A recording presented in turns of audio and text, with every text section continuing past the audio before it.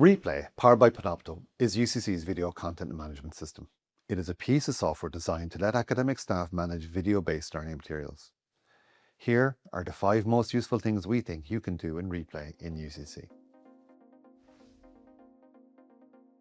You can record live teaching and make these videos available to all or some of your students as study aids anytime afterwards.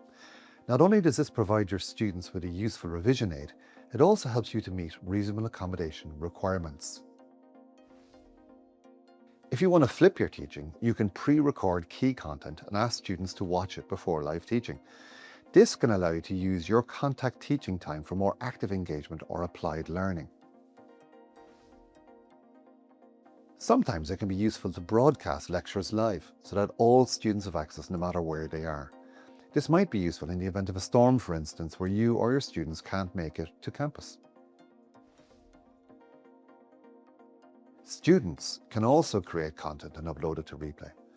You might use this, for example, as an alternative to text-based assessment. And finally, Replay can be used for more than recording teaching. You can use it to record announcements, create information videos or publicity material, or share recordings of other presentations. So those are just 5 quick ideas for using Replay.